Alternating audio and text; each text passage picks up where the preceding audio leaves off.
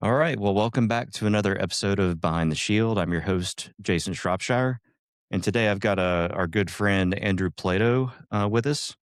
Andrew is another founder of a cybersecurity company for many years, and he's also an author. And welcome. Hi, Jason. Thanks for having me here today. I appreciate it, and it's great to chat. Yeah. Glad to have you here. We always love perspectives on other company founders. We've been at this for 18 years. hmm And I know you spent a lot of time in the cybersecurity industry. hmm Um, tell me more about that. What that was like starting a company, founding a company, and all the ins and outs. well, that's a long story. I started my company uh, 20. I started it in 1995, and it was one of the first cybersecurity companies really ever. And I had worked at Microsoft for many years. I was a technical writer. Um, I documented databases, which is a really fun and exciting job, I might add. um, and So you're the one. I worked on some of the first e-commerce websites way back in the 90s. The internet was still kind of a new thing. Um, and One day I copied and pasted a SQL query and pasted it into a form field on one of the websites, hit enter, and it returned everything. And I was like, oh, wow, that's cool. I didn't know I could do that. And then I started doing that all the time. Like I just would, if I wanted to query the database, I'd just go to the website and query it right through the website. Well, I didn't know at the time, and it took me a little while to figure it out that I'd executed the world's first SQL injection attack, which of course you know is the Mutual granddaddy of discovery. all. Yeah. Yeah, I mean that's the attack of all of them. Well, again at the time I didn't know that. But Well, I and knew you, it and, was you, onto and something pretty like this was pretty serious because at some at some point I queried the database and got all the credit card numbers and I was like, oh, I could have fun with those. I did. and And not then I not much did has that out of a changed, right? With prompt injection today. yes, yeah. So I took all this to the developers at Microsoft and said, hey, I think I found a serious bug in the code. And they were like totally dismissive of me. They're like, get out of here, Andrew. Who the heck are you? And That's I, expected that, behavior. yeah, that was how developers were. They still are that way. um, but I knew it was onto something, and I couldn't quite put my finger on all of it. But I knew security was a thing, and so I left Microsoft, and I started a security company, and that was Anishan, and I ran it for 26 years, and I ran it through a lot of different versions. So Mhm. Anishan, I did consulting, I was a VAR, I resold, Fortinets and everything for years and years and years. I sold off that business at one point, got into compliance auditing, and got into managed services. I ran an MSSP, was a component of the business for many years. And then in about 2016, I kind of made the big pivot into a cloud security automation company, and that is what launched my compliance automation platform, which Mhm. then launched, really kind of the final version, I just want to call it that, of the company. And I got investors, and it grew, and I grew it all. I grew that whole business line up, and then I exited in 2021. Uh, and it was a long haul. Yeah. I mean, it was um, pivoting the company that many times was tough. Oh, I bet. Yeah. I mean, you've got some years on us. Actually, I think we started in 2007, Mhm. and we're still going. We haven't gone the investor route, and have done that. We're trying to stay evergreen, but but yeah, it it it's a long haul, and Mhm. wow, it's a marathon. It really is. And Yes. I think when we met around 2018, I think, or at least when you came on the scene, Mhm. with regard to our work in FedRAMP, we were looking for ways to get get customers through the process faster. We were largely focused on advisory and Mhm. doc dev and doc packages, and we had gotten very good at that. Right. But we saw that customers were asking us to be more hands on, and we were like, how can we accelerate this process? And then all of a sudden, these platform accelerators burst onto the scene, and Right. we were a little bit like, oh, we better get in gear. But yeah, I mean that was a really interesting time, and it's curious that you had been a couple years into that pivot. It sounds like. Yeah, and the story behind that is kind of interesting because for me it grew out of a managed security effort. And I know the time you're talking about it was about 2018 is when it really started to kind of pick up. Yep. That's when we did our first compliance automation work in late 2017, early 2018. And that's of course when we connected up with AWS, Hmm. and Tim, and we can talk about them in a little bit because I think they were very instrumental. AWS was extremely instrumental in the whole compliance automation effort. Absolutely. Um, but the interesting thing, and it's funny because Tim at AWS just released his own book, and he talks a lot about the history of this, of how compliance, these acceleration platforms happen. Um, there's an interesting kind of backstory, and I mean, on the AWS side, they had actually been pursuing automating compliance and security for quite some time, and they Hmm. had Yeah. worked with many different companies, including some really big names that you and I both know really well, Absolutely. who have who had tried and failed, or tried and couldn't quite figure out how to do it, kind of thing. Or just couldn't quite get critical mass. Right. Like It's like like they're. they couldn't get all the little pieces sort of glued together. And that's when sort of a perfect storm, perfect connection of events happened for me. And the first part of that was that in 2015, 2016, I got hired by a very large, frankly, the largest defense contractor, to do an analyst project. They were looking at getting into managed security, and they had acquired a couple of managed security companies. They were thinking of building out a whole big managed security practice focused on, not just the defense industry, but commercial business as well. And they felt that that was a good way to grow their business moving forward. They had a nascent security practice business going on at that point. Um, and so I did this big research project, and I hired, it was me and it was a number of other brilliant analysts. Richard Steenan was actually part of that group. Um, and we basically ripped apart the entire security industry at that point and said, how do you build the next generation of managed services? Like what is that going to be? Because at that point, managed services was clumsy. It frankly Mhm. still is, but it was really clumsy at that point. It was basically, managed firewall, managed IDS kind of stuff. And it was clunky and clumsy, and everybody was kind of like fumbling their way through it with all this software that was very disparate. It didn't and it was really hard. It was really, really super hard for MSSPs to scale. Um, and even the ones that had scaled, the only way they had done it really at that point was to essentially reduce the amount of services they were delivering to customers, essentially not do security. um, so I Right. did Or, this big or or go or go like all in with a certain vendor, or things like that.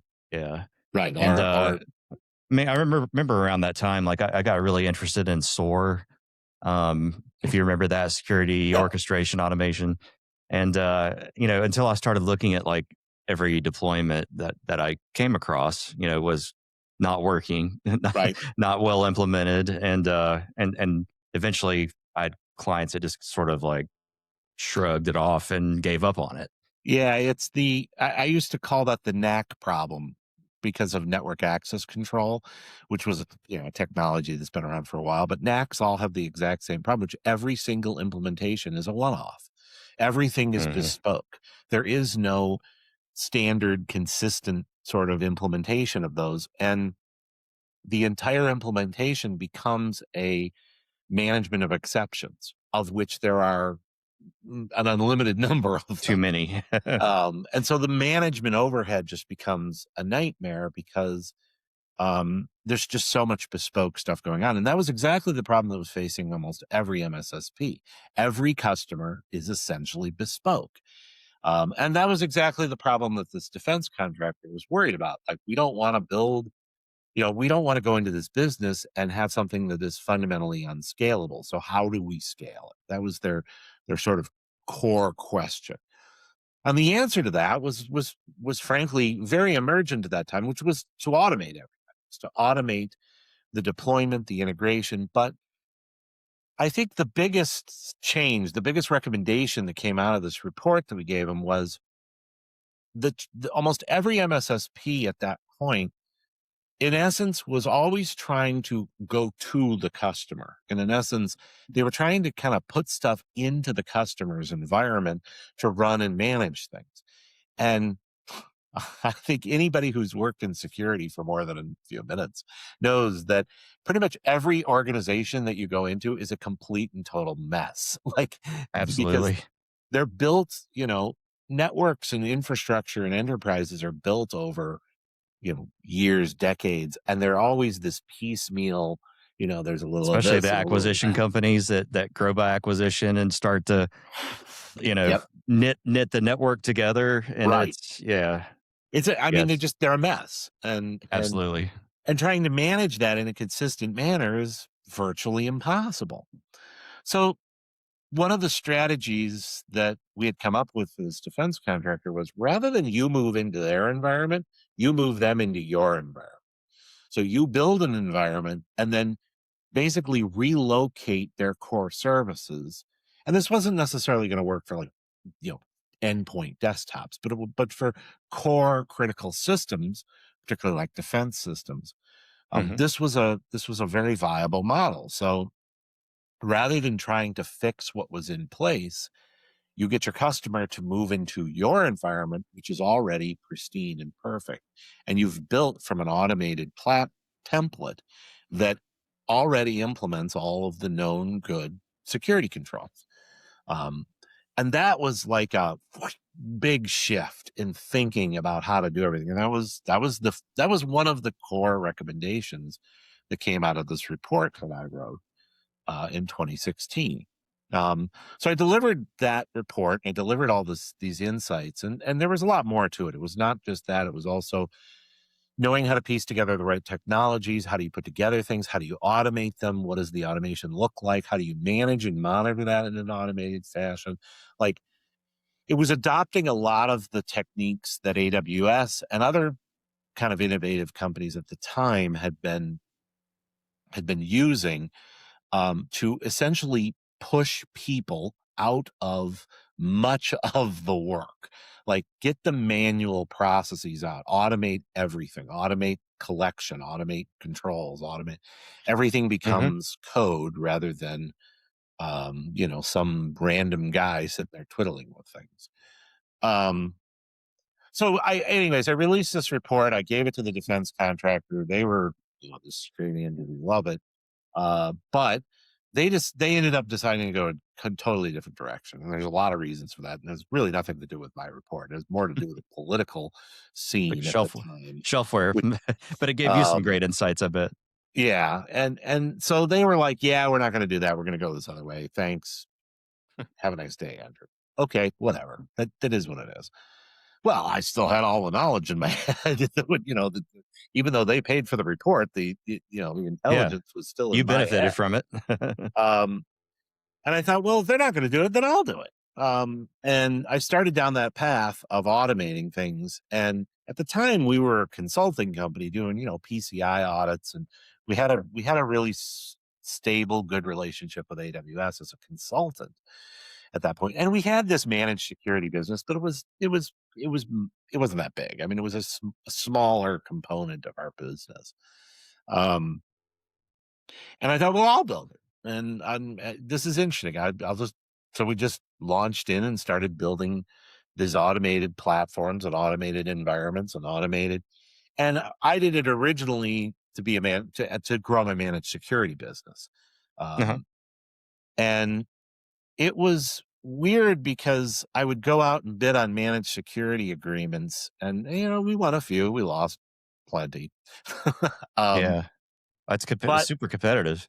it was super competitive. But where we were winning was this mindset change, this idea of I'm not coming to you, you're coming to me. And I sold to a number of what I would call pretty savvy security CIOs who really bought into this idea of like standardization, of it's all pre-configured and pre-engineered, and like, wait a minute, so you're telling me you're gonna give me all this infrastructure? I'm like, well, it's your infrastructure. You're gonna own it at the end of this, but it's gonna be perfect and pristine, and we're gonna get rid of all your old kind of broken infrastructure. And that was very enticing to a lot of, at least to the ones we sold it to.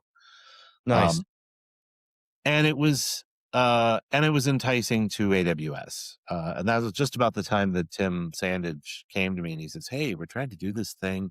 We want to automate compliance, and we've given it to this company and that company. They haven't been able to do it." I'm sitting there thinking, Tim, I've already done this. you know, and Yeah. I showed him what we were doing. At the time we called it Sherlock managed security, or Sherlock Cloud Security. And he kind of did one of these like, whoa, wait a minute, you're already doing this. And so that was pretty much it. That's what launched compliance automation at that point. Well, And it's away we dawning went. on me here that like, to that point, had you really thought about doing this for, like, highly regulated environments like FedRAMP or DoD? Or did We that, had. okay, It okay. was definitely in the plan. I think Tim and AWS accelerated it. They pulled that We were forward. Yeah, we were Yeah, thinking more like PCI, and sure. I was thinking more managed security. Like, I really Yeah, wanted the managed security because in addition to this development in my company that was going on, the other great, I'm very proud of it, innovation that I have, was to shift our business from hourly billing to managed billings. Um, absolutely, yeah. so you That's the know dream, right? yeah, as well as anybody, and I say this to anybody who's in consulting, your number one problem in all consulting business is the 111 problem. It's the one person, 1 hour, one rate. And that kills every consulting company ever because it's a completely unscalable system. You can never break the 111 problem. Yeah, Um, and the only way really to break it is to change to a subscription architecture, which is why basically every company in the world has shifted to a subscription architecture, um, which is you're billing a set rate for a set number of services, and then you're executing and delivering them sort of on a recurring basis. And the amount of hours you use to do those is kind of fully and totally under your control. You're severing the hourly problem from the billing. Those two things are now independent of each other. And it incentivizes you as the consultant to automate and accelerate your execution on things, which is exactly what we were doing. Um, and yeah, once we did that, I feel really bad for the companies who haven't made this pivot yet, the ones that are still, doing the hourly grind because AI is just really accelerated the death spiral that I think oh, they're gonna be in. big time. Um, yeah, I mean, AI is taking this entire concept and simply supercharging it. I mean, absolutely. what was a what was a really big financial benefit in 10 years ago is now just, if you like, AI Table just, stakes. yeah, Yeah. it's now huge, and you kind of have to do it this way, um It's funny, we because were just talking about, like, the name of our platforms, you know, the first one we did was Accelerator, a single tenant model, and we were like, "Well, that's concept is dead because acceleration is table stakes now." Like, Mhm, that it has to be built in. right. So, And it has to be fast, and sort of like, anytime you're deploying anything, you have to be able to deploy sort of to a known good state. Like, and you have to be able to do it like that because the bad snap. I have to do it like that um, because customers just aren't willing to invest all that time and energy in these lengthy, grueling integration. And I would say that was another innovation that came out of this. You know, when I started talking to Tim and AWS and we started building compliance automation, I wrote a blog, which I think might still be out there somewhere. I'm not sure. I'll have to go dig it up. But it was The internet never forgets. yeah, the internet never forgets. It was the compliance is miserable. And it it essentially argued that the core problem with all compliance efforts, whether it's FedRAMP, DoD, PCI, is they are truly miserable experiences for pretty much everybody involved. Everybody hates them. Everybody hates doing them. Every Yep, company hates spending money on them. It is just like if you think about compliance from pretty much every angle, it's just loathed. and absolutely. Yep, and that fact, that sort of just principle that it's a miserable process, um, is the essence behind why you have to automate it, why you have to take people out of the process, why you have to make it faster and accelerate it because nobody wants to do it. And frankly, no company is good at it. I mean, like that's not any company that invests in compliance, it's a one, they want to just get it over with. They don't want right. to become Especially, compliance companies. yeah. I mean, every effort that I've seen, that a company's tried to do it internally, it's terrible. It's Doesn't miserable. work. And then when they finally get it working, those people leave and it's Right. broken again. And they go to work for compliance companies. Yeah, exactly, They exactly. go start compliance automation companies. I mean, the bottom line is especially the more regulated the environment, the more painful it is, and the more wide open it is for pain relief, Mhm. which is where that's where we built our businesses, Right. essentially. Which, I mean, that's an interesting pivot to my next book, by the way. Pain relief. I We don't could think you talk about intended that that, but anytime. let's hold that pain relief because that's a very important concept, not only in business but particularly in security. Is the concept of pain relief, and I advise a fair number of startup founders and others these days, and among my many aphorisms I like to give, one of them is that you do not sell products and you do not sell services. That is not what your business is. And frankly, nor is it any company, any startup's business. Your business is pain relief. That's what you sell because that's what your customers buy. When you meet with a customer, they're interested in how you're going to take their pain away. They don't care about your product. And this was another sort of insight I had back in 2016, and it came out of a single interview I had with a CIO. No, it was a CEO. I met this CEO, and to be honest, he was not my favorite human being. I mean, he was kind of a gruff, you know, insensitive, Oh, go ahead and s- say it. swaggering a hole. Anyways, um, but then again, hey, a lot of CEOs are gruff, insensitive, swaggering a holes. None that I know. None that I know. Yeah, of course, not me, of course.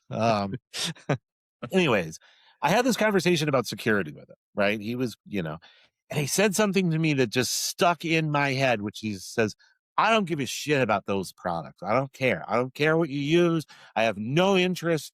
It's irrelevant to me. I just, whatever, just fix it. Make it all go away. I don't want to have to deal with this crap anymore. And he's like, I'm not interested in whatever fire thing you use. Like, he was like just totally dismissive of the product. Right. And that made me realize, because in contrast, when I would meet with like security leaders, right, and I'd ask them, like, oh, tell me about your security program, they'd always say, well, we have a Palo Alto with a perimeter, and we've got a Cisco. And they'd start Yep. rattling off product. And I'm like, wait a minute. You think in terms of product. You view your world in terms of the products that you manage and control. But the boss, the CEO, the people who sign the paychecks, they don't care at all about the product. It's irrelevant to them. And that And it's because realization made me kind of yeah, I hit mean, it's just because the focus and the energy has already been spent on on their business, right. right? And so once I realized that in order to effectively sell security to decision makers, you basically cannot talk about the product. The product is not what's important to them. What's important to them is the finish line. Is the I'm going to take you from here to there. I'm going to take you from you're here, I'm going to get you here, and I'm going to do that in 90 days. And when I get you here, I'm going to have jumped over a bunch of hard work that if you have your internal people trying to do, they're not going to be able to do it because they just don't know what they're doing. And I'm going to be able to do that because I've figured out a lot of ways to automate and a lot of shortcuts and a lot of quick, like I've got that process figured out really well. Worked out. And Yep. so you're going to pay me and I'm going to get you here. And that's the message. And that's the message of compliance automation too, is I'm going to take you from here to here and I'm going to do it a lot quicker than if you tried to do it yourself or just hired a bunch of consultants to do it. And that We message is, I mean, it's inside your marketing. I mean, absolutely. Well, and it's inside everybody's marketing today. and we've had a few iterations of it too, as it dawned on us, like what value are our customers really trying to unlock, right? Mhm, The main value, and like I said, we had to boil this out a couple mhm, times. But at first we thought, well, it's getting that FedRAMP authorization, or it's getting that DoD authorization, or it's getting CMMC certified, right? mhm, Not really. It's unlocking that contract opportunity, mhm. right? It's getting that first federal dollar. That's when the value is fully unlocked and Realized, right? realized. What you are talking about is an opportunity barrier. So I was in then, and again, I keep bringing up this book I'm writing because that's exactly in my book. Um, Go ahead. when you go out to market, um, you're essentially going to resolve a handful of threats is what I call them, or problems. There's really only, and this is another insight that came out of my risk management background, is the realization that there's only a handful of threats that, as a solutions provider, as a company, as a products company or a services company, there's only a handful of threats you really can solve, and one of the biggest ones, and there are others, but the biggest one is an opportunity barrier, which is your customer is facing some kind of barrier for them to make money, whether that is in compliance is one of the biggest, if not the biggest, because it just gets in the way of making money. And that's exactly the point you're making right here, which is getting that first federal dollar. That certification stands in the way. And that is how a business person looks at it. They don't think, oh, I need to be compliant because it's the right thing to do. They think that's in my way. I want it out of my way. Um, and there are other threats that businesses face that you sell toward. And again, keep plugging my book here, but uh, but that's the big one, and that's the big one for almost all security companies. Is Security is an impediment. It is not an enabler. It is not viewed as an enabler. And I know we all, all security people get together and we're like, we want to enable the business. I'm sorry, but that's not how the CEO sees you. He sees you. I don't mean you personally. I mean security in general. I mean, he sees security, or she sees security as an impediment to get to where they want to go. And so with that sort of insight in mind, your approach to things isn't I'm going to enable the business. That's true, but I'm going to enable it by I'm going to get this impediment out of your way. I'm going to remove it, and I'm going to do it quickly, and I'm going to do it efficiently, and that's where automation, and frankly that's where AI comes in too. The thing about AI that so many people are so intoxicated about, to use an appropriate word, is that it's seen as something that can quickly remove impediments to getting things done. I always Yeah, think of the example of Nginx or Nginx, and I never know how to pronounce that. I always get it wrong. Um, I always heard Engine configuration. X, and then I heard somebody call it Nginx. Yeah, Uh, Nginx is what I've heard. Uh, Nginx configuration files. And I know that's a totally nerdy thing to say, but you want to talk about something that isn't impossible for normal human beings to write. Like I have tried to write Nginx configuration files. I've read all the things, I've followed all the rules, I indented everything just perfectly.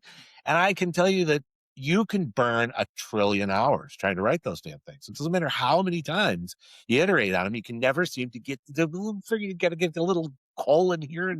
Like it's impossible. And yet an AI engine could do it like that. yeah, You Claude know? Sonnet can get it in 30 seconds, right? Right. I mean, even Copilot can write it. And I mean, Copilot can't do anything. You know? Copilot? Wow. That's true. But Poor um Copilot. that to me was sort of the like, once I could do that, I was like, now I get why everybody loves AI so much. Um but I mean that's the point is that all of these things are like getting like how do I get things out of my way? Like and compliance is a huge one and AI is simply accelerating that just like automation accelerated Yep. Yeah, absolutely. So let's make a pivot and talk about your book. that. Yeah, you mean the thing I've been plugging out on constantly during? Well, Which first of one all, would you we, like we to we have talk your about? We can talk first about book, that one. Okay, The yes, Founder's yes. User Manual. I have one too. I have a lot of them. Um, Founders Users Manuals. Yeah. So after I left after I exited my company, I exited in 2021, 2022 technically, the deal and all those stuff, and basically because I brought in investors in 2019 and did an investment round, and did a follow-on round, and that helped grow the business and accelerate it. And I took that compliance automation business from zero to about 14 million in ARR in 18 months. And at that point, I mean, the company I mean, we were just rocking and rolling. Things were going really great. And It's a lot of fun to grow quickly like that. We've had a couple of different bursty moments like that, and it's fun. You're adding people, the teams are getting bigger, and customers are loving it, and it's good times. it is good times. It's also hard. It's Oh also yeah, really stressful. growing pains are real. The growing Yep. pains are real. It's really hard. It's really hard to change so rapidly. And we were doing this in the middle of COVID, which didn't help. Yeah. Trying to grow a company, change, pivot, implement new things, and you got everybody, and all of a sudden you're all working at home. It was Yeah. hard. Um, in any event, we were growing pretty well, and it was like I kind of hit that moment like it's time to exit. And there's a whole section in Founders User Manual. I kind of talk about the reasoning behind that, and why as a founder you want to exit at some point. There's a great article from Harvard Business Review, and of course I'm not going to remember the name of it right now, but it's in my book, and it talks about the founder's dilemma. Actually, that's the name of the article. I remembered it. The founder's dilemma, and it in essence makes an argument. It's a very powerful argument, and this article is from like 2007 or something. Mm. Um, and it makes a powerful argument that says when you're a founder, when you've built a business, you really kind of ultimately have two choices, which is you can be in control or you can be wealthy. And it's really hard to be both. Like, yes, there are some that, Mark Zuckerberg is the example that everybody pulls up. Yeah, Mark Zuckerberg is tightly controls Facebook. And of course, he's fabulously wealthy. Well, those are few and far between. Very few and very far between. The majority of founders, you kind of have a choice, which is you can stay in control of your company forever and you may do fine and you may make okay money, but you'll probably never really be wealthy. You'll never achieve that kind of wealth of being able to do the things you want. I mean, you'll essentially build a lifestyle company, which is fine. And that's totally legit. And it's a a lot of people do it, and it can be a very satisfying life. Or you can give up control and you can become wealthy and you can let other people run it. And I came to that conclusion. I'm like, I think I want to let other people run it now. Like, yeah, I'm ready to go. So I exited in 2022, and that's when I started writing the Founder's Users Manual. And it came out of a conversation I had with a founder. We were sitting around over drinks and steaks, I'm sure, because I'm thinking of the founder, and we always went out for steak and whiskey. Um, and we were talking about all the crazy, like and again, I'm sure you and I could have a similar story where we sit there and go, oh gosh, remember this, remember when you did this, remember when you got that, like all the stresses and craziness of building a company and all those times when you realized like, oh man, that was a stupid idea. Or oh my God, I really should not have hired that person. Um, and we were kind of going through all those, and at one point he says, you should write a book about all this, because I have 26 years of stories about you know just employee craziness, customers, people yelling at me, people threatening me, people all the crazy tales of going to reinvent and Oh, yeah. all the parties and all the weirdos and all the people and all just the challenges of day to day grinding along, running a business, and all the things you can learn over the years.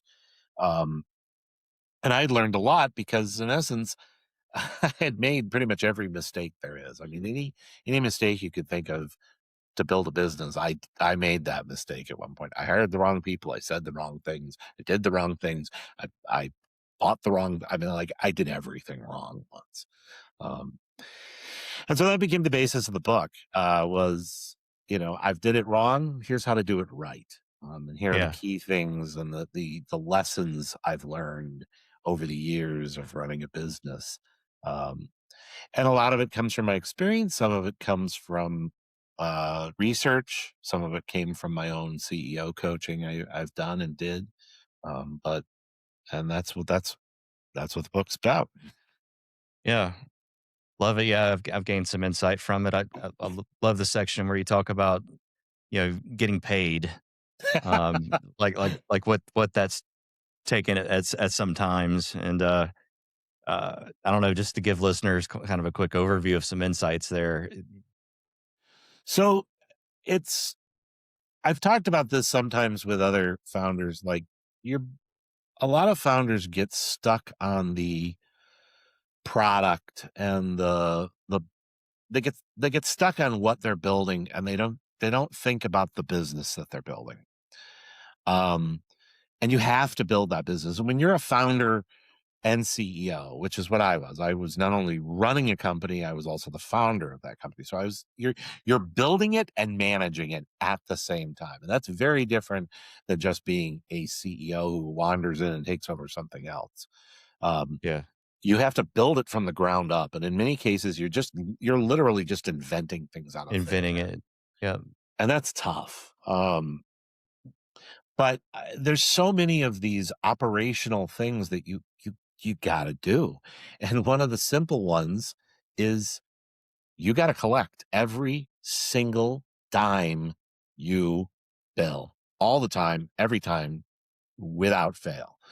Because if you don't, you're not a business, you're a charity or something else. you know, Yep. Collecting on your bills is like, you got to do it, and you need a process to do it, and there's strategy to doing it, and there's strategy to doing it right. And for example, you never have a salesperson do collections, ever, because the minute you do that, the customer thinks, what the heck is wrong with that company? Like, seriously, why is the sales guy bugging me for money? He's my All it friend. makes you think is they're small and failing. So never have a salesperson get even remotely involved in collections. It Now has to that's be a like finance. asking your good cop to be the bad cop. Right. Exactly. And it's a good insight You never want your salespeople to basically do anything that puts them in a bad light. Like, Yeah. your salespeople always need to be in a positive, good, like, they never need to be the ones bringing problems. They're solving problems. But in the case of so many companies, they just don't think about these things. And you need a process for collections. You need to it's like this, you need a process of increasing pressure. So, like, week by week, you're ratcheting down the pressure on customers. And that just isn't something that a lot of founders even think about, because they're so busy thinking about the product, or they're so busy thinking about Yeah. how they're going to get to the next sale, or how they're going to, get into this What next opportunity. what do you find that their AR is just growing out of control? They're not collecting. They've got too many that are in late status, and they're just sort of not following up on that, or they're following up in the wrong ways. It's a combination of many times they're just not following up on it. They haven't made They don't that have the a process. they don't have the process, and the Yeah. whatever controller or finance person is in the company, isn't doing it. And like, when you're a founder, like, there's really key positions you need around you. And one of them is you need a really, really good controller, or CFO, or whatever. For most smaller businesses, it's like a controller or director of finance. You get a little bigger, it might be a CFO, but a finance person. And that person's job is to handle the books and the bookkeeping and all the payroll and all that. But they have some really critical functions in the business, and one of those is to be the bad cop. I'm Yeah. going to collect from you, and that's one of their key jobs. I was very fortunate. I had a really great controller for many years. She was tough. She was hard. She got customers to pay their bills, and that's what you need. I mean, that you need that kind of person and that personality, um, in Yeah, that we role. we talk about this a lot. This is and this is one of the reasons I'm going into depth on this one. But yeah, it's interesting to me in a world where if I don't pay my AWS bill, they just shut me off. Right. And it's like, okay, but I can't do that to my customer because why? You can, and you should. I guess we can and we should, right? You should. You Yeah, need to warn them that it's happening, and AWS warns you. I mean, it's not like they just yeah. shut you off one. Um, They give you but a grace that's period and all that. Yeah, Yeah, but that's the point of having, like, there's so many things inside a business where you need processes. Sales is another great one. You absolutely need a sales process. You need a methodology. You need approach. You need a strategy. You can't just go out into the market and sell. It just doesn't work. And I know I tried doing that for years and years. I tried just selling, and it doesn't work. You have to have a strategy. You have to understand your market. You have to analyze your market. You have to know your customers. You have to know their pain points. And you got to know those key points at which you're going to click with a customer and go places. And you got to know what you're looking for. Um, I yeah. got to a point. Prospecting strategy and inbound, outbound, and strategies for both. That's right. Yeah, And in today's world, and I mean, we could talk about sales. Sales is something I spend a lot of time in the Founder's User's Manual. And again, it's in my new book, which that's, I think, the 50th time I've planned. I better write this damn thing. Um, but in sales, it's, you need to really, really understand your customers. But a lot of the traditional sales methods simply don't work anymore. And the one that I just like to hammer on all the time is cold calling. Cold calling is totally useless, utterly. Isn't worth anything. I wouldn't spend a nickel on cold calling. It never, ever works. And neither does product pitching. I gave some advice. I posted this to LinkedIn just recently. I said, if you're going to RSA, here's a message I for saw that. Yeah. every startup out there. Do not talk about your product, because the minute you go into a product pitch, the minute you start rattling off speeds and feeds and features and options and quirks and features and whatever, everybody around you just tunes out. They don't care, and particularly anybody who's a CIO or anybody who's in sort of a leadership role, because they hear product pitches night and day. And your product pitch I mean no offense to you or any company out there, but I'm sorry, nobody's product pitch is any good. Yeah, And nobody cares. the best product pitch is a sentence. We do this. That's it. You Yeah. want to know more? Let's book a meeting. I'll show you. And Yeah, my message to all startups is when you go into events like RSA, frankly, when you go into anything, anywhere, your goal is not to tell the world about your product. Your goal is to make the world go, that's interesting. I want to know more about that. Your goal is to get people to want to know about you yeah, what and we to say want, is at the conferences where we have a presence, like a booth, right? We're really there about brand mhm, recognition, about somewhere to connect with customers, or prospects that we've been talking to, and then brand awareness for everyone else, right? And right, then to make connections with folks that are interested. We also right. have partners that walk over folks to talk to us. But yeah, I mean, I totally agree with that. And then you know, some conferences like RSA this year, we targeted just to send people, send people to walk around, walk and talk, have some outside meetings, and that kind of thing. And RSA is a terrible conference to walk the expo and try to talk to booths about what they do and how it might intersect with what we do. Right? Right, It's just awful because it's bigger companies, marketing people, and they're like they don't want to talk about what we do. I mean, you know, they wanna talk now about what they do. well, exactly. That's what they're paid to do, right? Right, But, I took this approach to AFCEA West, which, the main part of the floor, it's sort of like RSA, it's too big, but there's a much bigger part of that expo that's upstairs that's medium, small businesses, and the folks at those booths are C-levels, right? mhm, And I probably went to 20 different booths up there that I targeted ahead of time right, and had great conversations. mhm, And I didn't do that by talking about our product or what we do. I listened to them about what they do, and they're all in the defense space, right? right, So I know there's intersection. And no, it was wonderful and made some great connections. Some folks asked, "What do you do?" And I was like, "Oh, let me tell you what we do.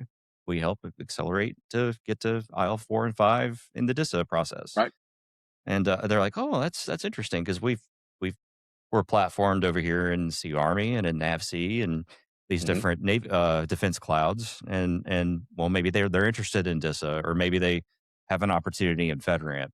right, So, yeah, I mean, it I used to hate the idea of sales. I really did because I'm like, I don't like just pitching, and right, it's not about that. It's about getting to know people and trying to help them solve their pain.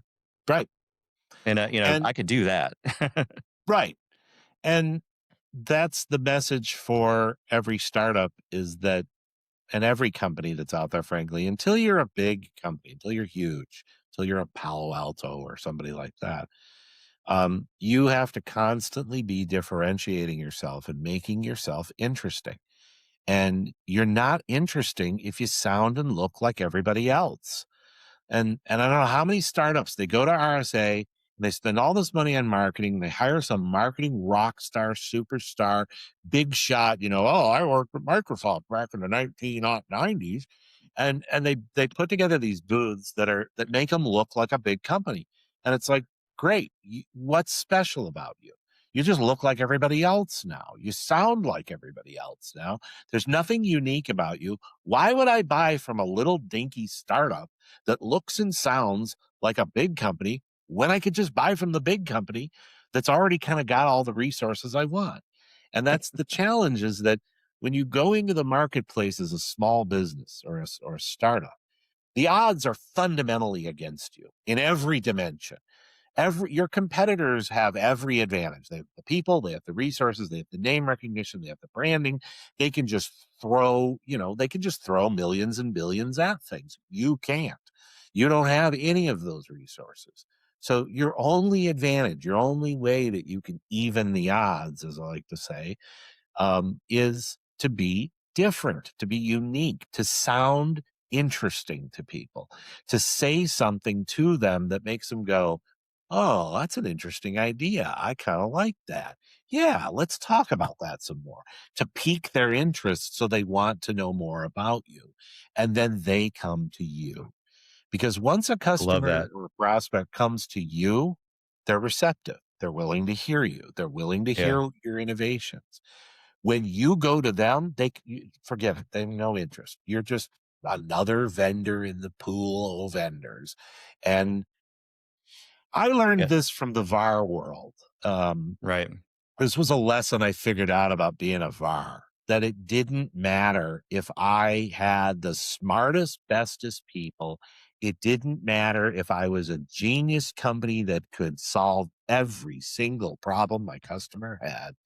If the VAR down the street sold it for a hundredth of a cent cheaper, they got the bid. They won. And I'm Yeah. like, that when I sort of figured that out after losing money for a long time, um, then it was like, okay, I got to change up how I do this. I had to become interesting and unique and special, and not just yet another company out there doing this. Um, and I think that's very important for. I don't think it's. And by the way, this isn't just for security companies. I think this applies to Sure. any Any technology, company. frankly, any startup out there. Yeah. Um, and I this mean, is kind of the speaking of basis. dinky, noisy startups, there's plenty that are getting into the space that we're in, and I mean, I love it because we go and talk to customers that have talked to them as well, right? But the differentiation we have about and just being able to speak to the volume of work that we've done, Right, and the size of the companies that we've done it for, right, um, that's all they need to hear, and it's like, wow, that's different, and you know, you got platform, you're selling more than a right. some software. What you are selling is not a product. You're selling your credibility. Credibility is Credibility what and pain relief. pain relief. Credibility is what sells today. And that's, hey, by the way, that's the basis of my next book. My next book is called Credibility Selling. And it's all about this concept that when Hey, you, Andrew, let's pivot to talk about your new book. let's talk about the other book. I am a shameless self promoter. I admit that. Okay. I am.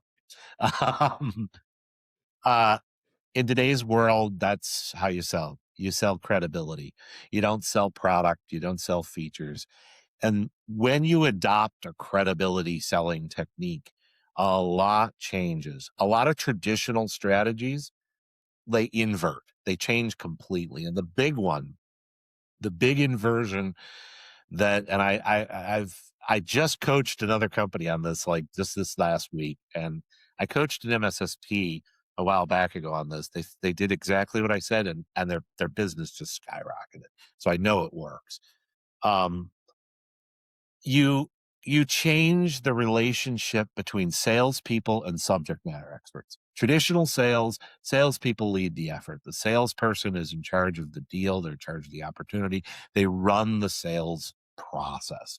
They're responsible for the initial contact, for sizing up the customer, for getting the opportunity. And at some point, they bring in the subject matter expert to answer questions, or a sales engineer is what we call them, or a solutions architect. They go by many different names, but a subject matter expert.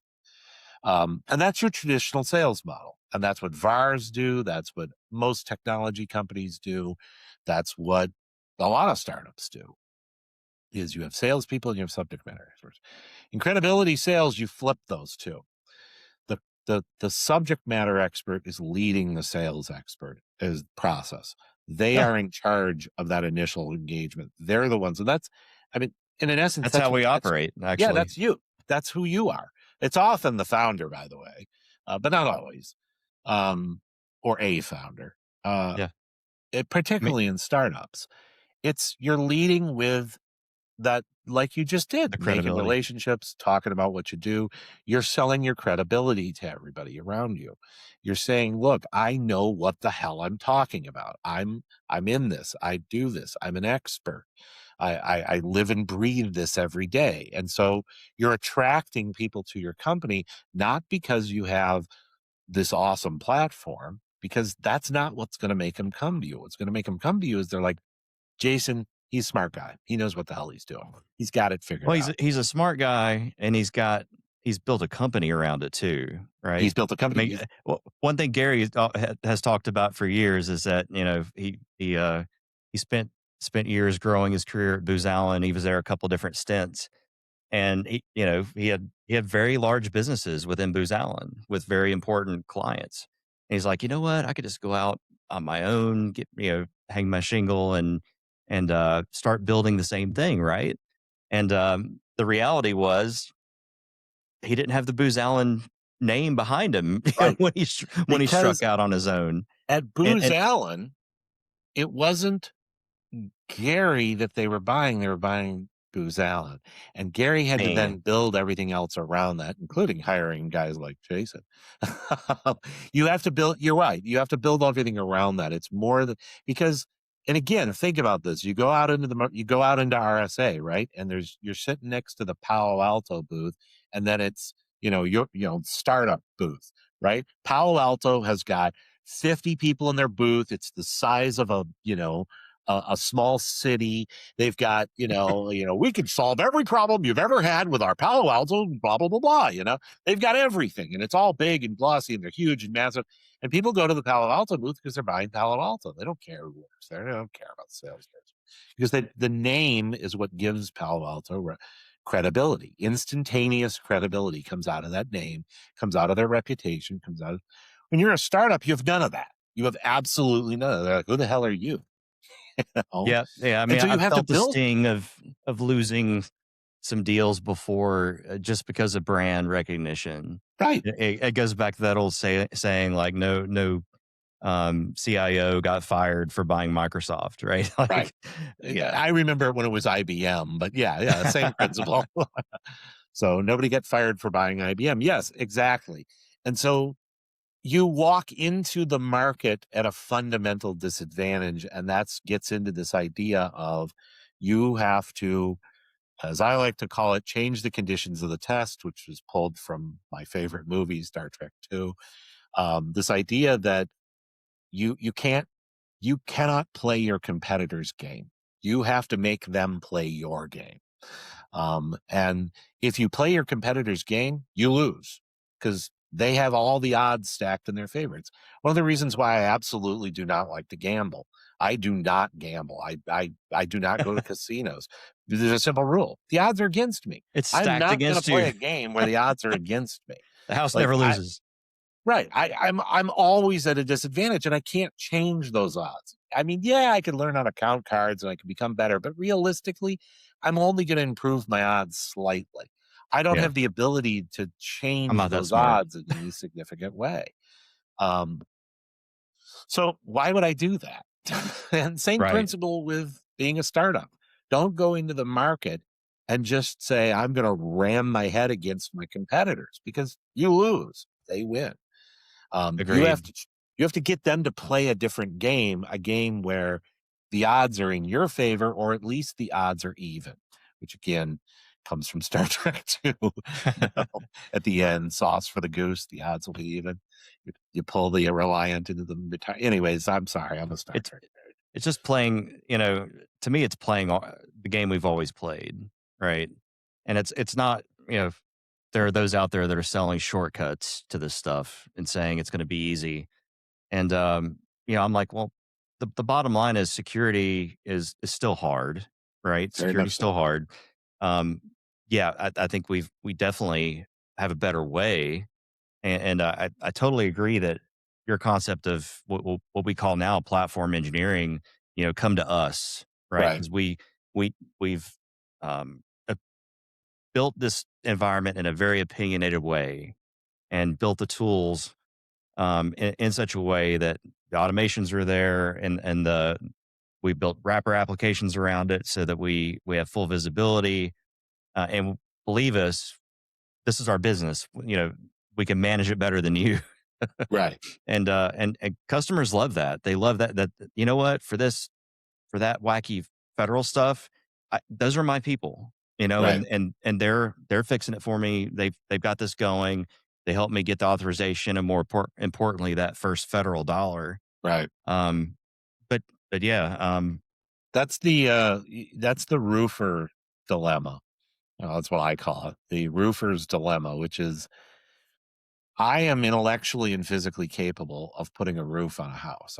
I know how to do it. I can hammer nails. I understand how shingles work, but I would not want to ever live in any house where I put the roof on it because at best, I am going to do a mediocre job because it's not what I do. I'm not a roofer, and realistically, I probably couldn't do it because I have a bad knee. But that's besides the point. um, well, and the whole thing is, I probably couldn't get it done in time for the next rain, right? Yeah, and that I mean, it would take me 9 times, 100 times longer to do. Well, compliance is exactly the same way. Yes, you could make your IT team do compliance, and they could also hate you for the rest of their lives. Or you can hire somebody who's an expert, who knows how to do it, who can do it fast, who has a platform, who has a product, like Infusion Points. You can hire somebody who's already figured all this out and they can get it done for you quicker. And all you got to do is just follow along with what they do, and it'll get done. And that's that notion of you're selling the finish line, not selling the process to get there is less important than the finish line. That's what your customer ultimately cares about. Absolutely, yeah. And gosh, that sounds like a great place to put a period on the conversation. Um, I could go on forever though. I mean, you're a really fascinating guy to talk to, and I Well, really thank you. appreciate you coming on the podcast today. Sure. Thanks for having me. It's fun to talk about this stuff. I really appreciate it. And it's exciting to watch, Infusion Points do so great, you and Gary, and keep at it. I mean, there's plenty of business out there. It's great to see how you guys have expanded and gone on to greater things. And I'm sure there's more great stuff to come. And as always, reach out if you need help. I'm always here. I mean, Yeah, I'm thanks so much happy for to that. Yeah, yeah, I'm thanks. happy to be and I offer that to every startup founder. Like, look, you need help. Sometimes you just need a second opinion. And I did. And having an advisor, counselors, people you can bounce ideas off of is really important to be a founder to run a company. So Yeah, here for you, and I'm here for all startups. absolutely. Well, thanks so much for coming on again. Cheers. Yeah, thanks, Jason.